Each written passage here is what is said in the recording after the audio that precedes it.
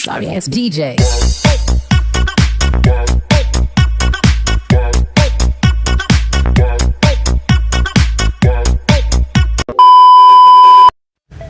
Hello guys! Welcome back to my channel, and for today's video magre-reband tayo with color. And before tayo mag-start, dapat naka-shampoo na ang hair ng ating client at i-blower ito. Since dito po ay nakikita nyo ay tuyo na, ay ito ay tapos na. And before applying medicine, dapat naka-partition na ang hair client into 4. So dito ay nakatatlo lang kasi may tagahawak ako. So pag nag-apply po tayo ng number 1 or yung straightening cream, dapat hindi po natin siya isagad sa anit kay baka mas makalbo. Or ang dapat unahan nating applyan ay yung part lang na rigorot. Yes, kung nakikita nyo guys yung may itim, yan lang po ang nilalagyan ko.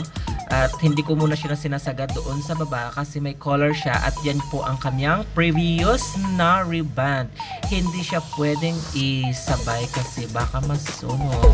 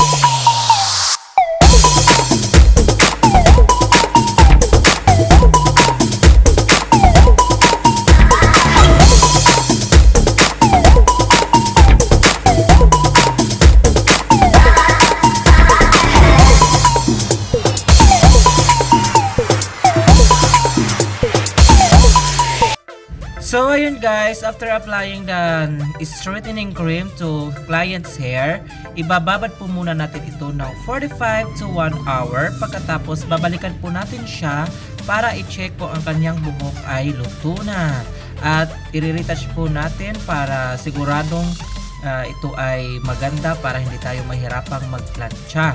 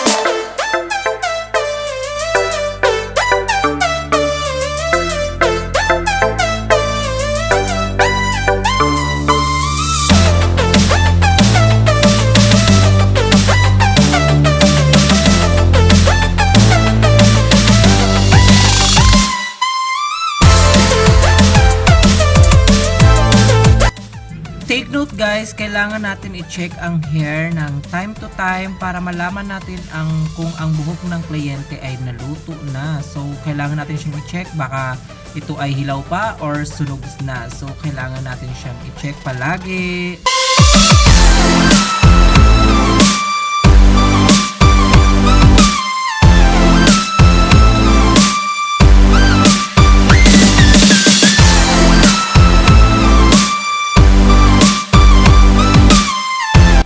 So ito na yan guys, nababad na ito ng almost 1 hour and i-rinse na natin ito kasi luto na ang kanyang hair. After nyan, i-blower na natin siya ng bonggang-bongga, yung tuyong-tuyo na kasi after natin mag-blower ay puproceed na po tayo sa pagpaplansya ng kanyang hair.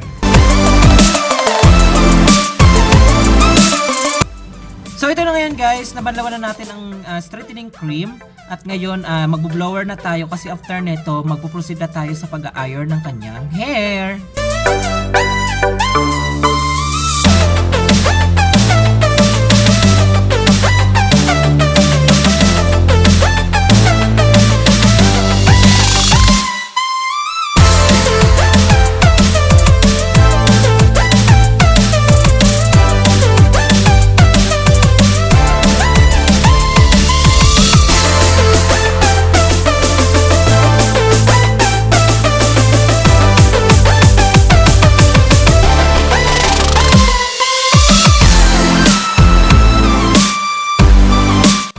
So ito, tapos na tayo mag-blower. Ngayon magsisimula na tayong mag-plancha. And take note guys, ang pagpa-plancha ay manipis, kasing nipis ng papel para siguradong ito ay maunat at maganda ang resulta ng ating pagre-reband. So ayan, go go go, plancha na tayo!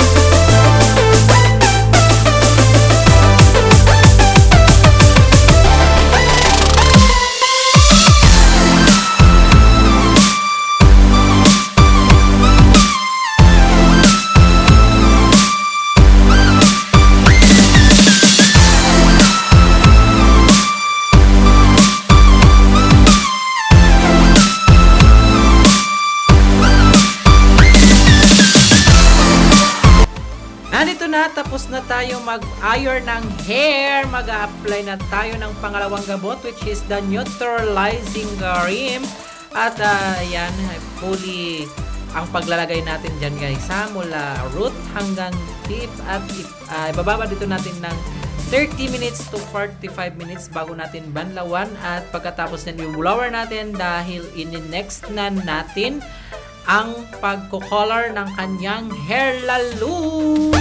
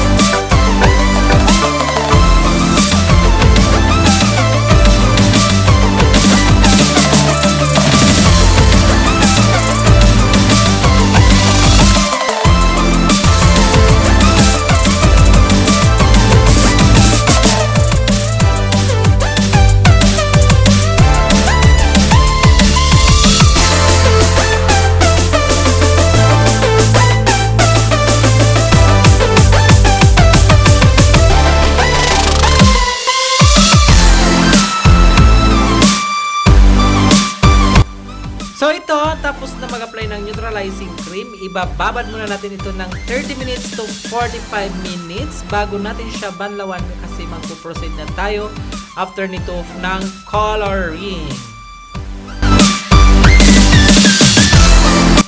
And here we go guys, ayan na banlawan na yung pangalawang gamot which is the neutralizing at i-blower na natin ito ng bonggang-bongga dahil ipapalo na natin ang kaniyang hair color.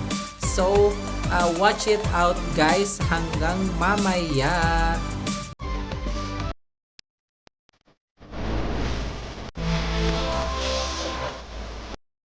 After blower, ito mag-a-apply na tayo ng kanyang hair color.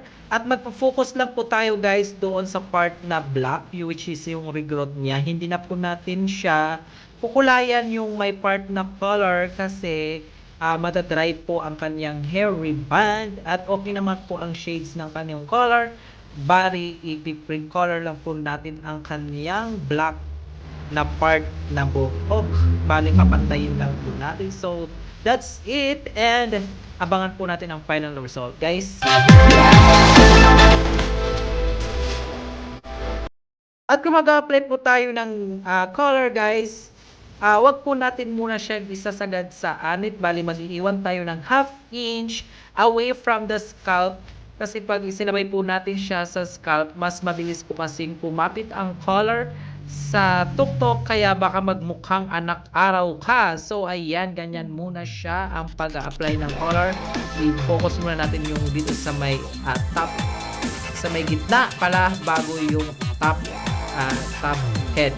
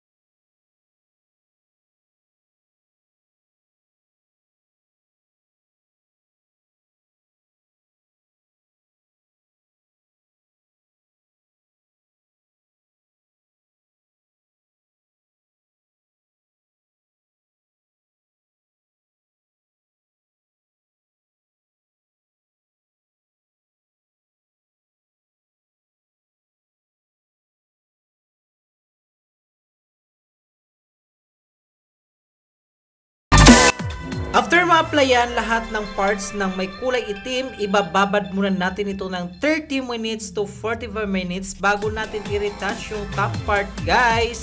Ayan, so kung nakikita nyo, nilalagyan ko na yung tuktok niya para magpantay na siya dito sa gitna. At pagkatapos niyan, ibababad natin siya uli ng about 15 minutes to 20 minutes at i-check natin kung siya ay nagpantay na ba. At saka natin siya babanlawan at ipa-follow up natin ang treatment ng kaniyang buhok.